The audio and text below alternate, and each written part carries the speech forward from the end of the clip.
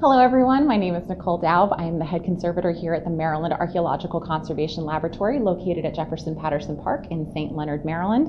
It is a very quiet day at the lab today as all of our staff are home teleworking during this very interesting time. I, however, am in the lab today carrying out some maintenance on some conservation equipment and checking up on artifacts that are in treatment to make sure that they don't suffer any deterioration during our absence. So let's go ahead, head on back, and I'm going to give you guys a tour of our facility.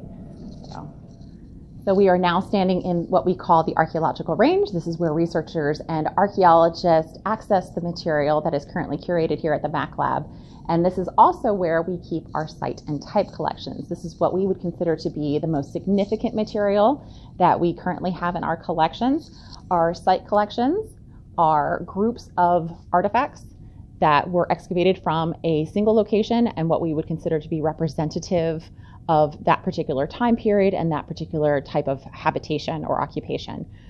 So we have a variety of those. It can all be accessed either by coming into the lab yourself or by going onto our website, and the Diagnostic Artifacts webpage has a lot of this information available. Our staff has compiled a great deal of information that is accessed by archaeologists and researchers all across the country and in fact all across the world. So when I talk about type collections, however, that's another group of material. We'll make our way across the lab. So our type collections, which may include things like ceramics, table glass, projectile points, this is all used to help, in particular the ceramics, to date an archaeological site in the same way that fashions change. For instance, you can walk into my grandmother's kitchen and know from looking at the material around her that she has not updated it since the 1970s.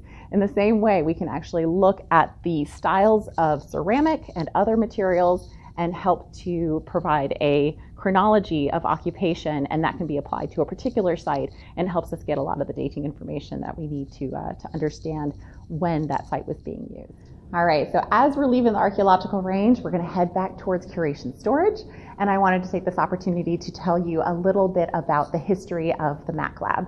So we were open to the public in 1998, and we are the central repository for Maryland's state-owned and federally owned archaeological collections.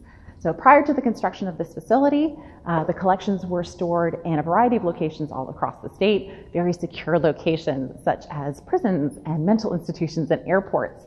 While they were very secure, the whole idea about accessibility wasn't so great. So to bring them all to a centralized location like the MAC Lab, it allows researchers and archaeologists to gather here so they can carry out their research, do their analysis, and then share that information with their colleagues and the public. It's all about making our collections useful to the wider community. So we're just getting into collection storage, and I'm going to take this moment to go ahead and log us in. I'll be right back. All right, we're inside collection storage now. As you can see behind me, we have our oversized collections, but we actually house over 10 million artifacts at the MAC Lab belonging to both state and federal collections across Maryland. So I'm going to take this opportunity to show you some of the artifacts that are on ready display. All right, so let's take a look at some of these oversized objects that are on display. In front of us here is a wooden dog shore. This was from Stewart's Shipyard, located very close to Annapolis. This was one of Maryland's oldest shipyards. The dog shore would have been used to prop up the hull of a boat while it was under construction or receiving repair.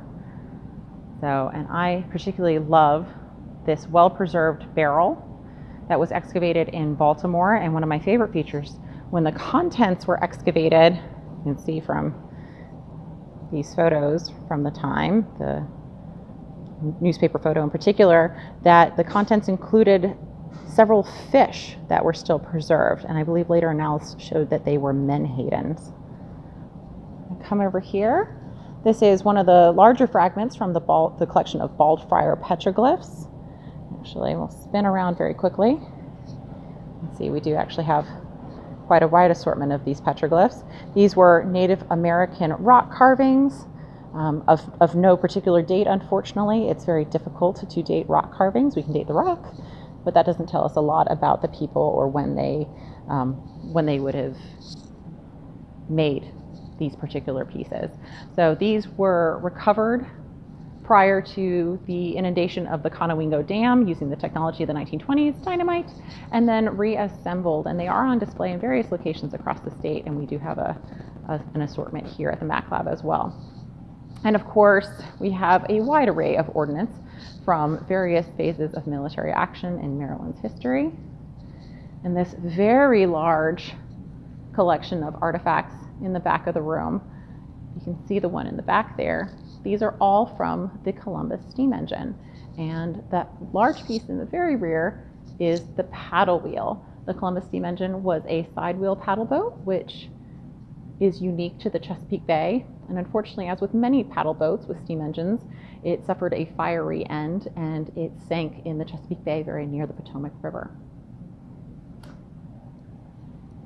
And this particular object, not archaeological, but we are currently providing curation storage for it until a home can be found, hopefully on display. This is the original 1788 acorn from the top of the State House in Annapolis.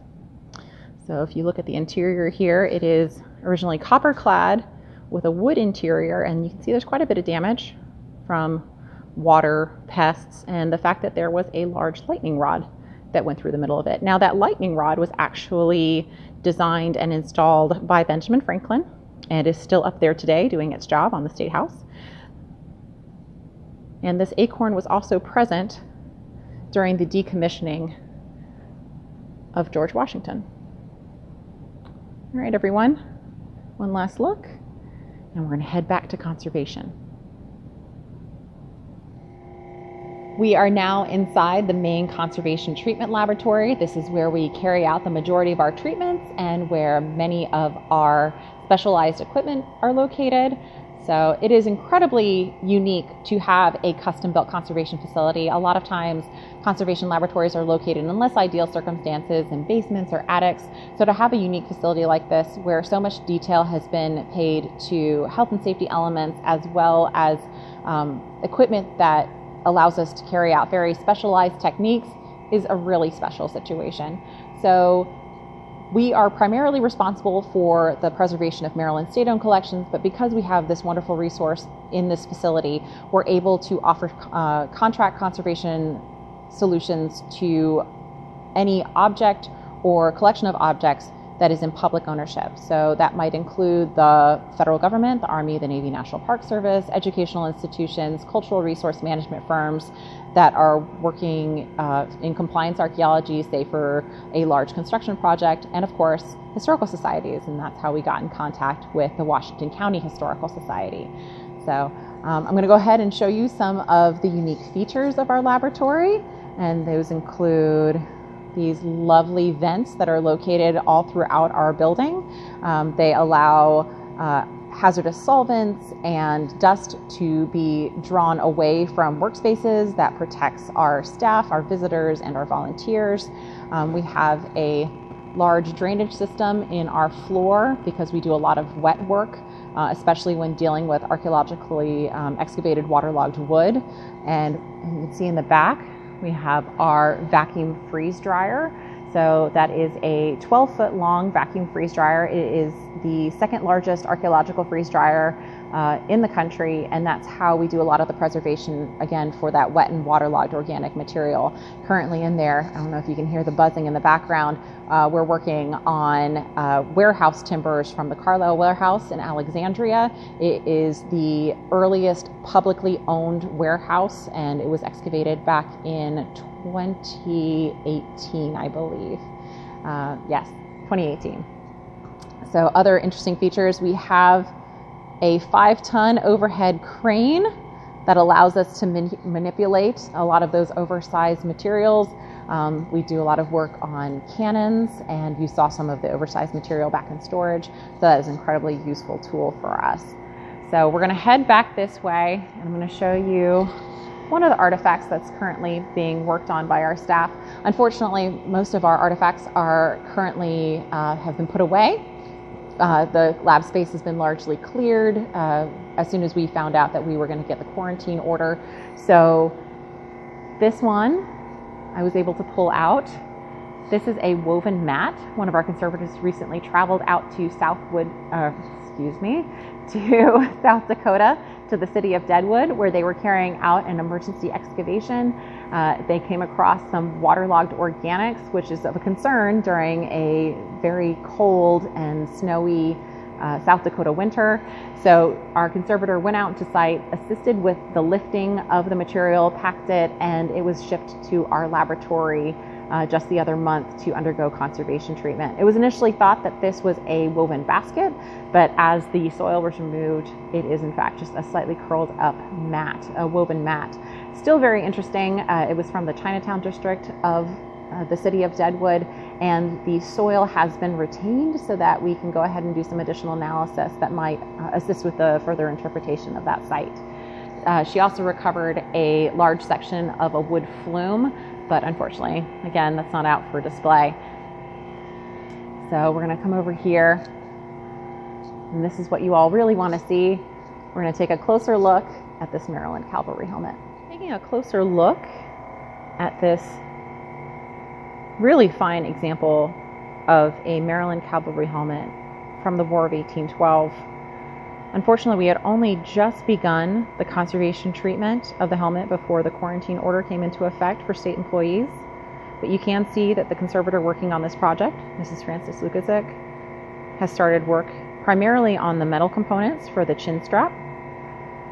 You can see here the uncleaned portion versus this area that she's begun to clean, of course, all this as well, and the cheek boss.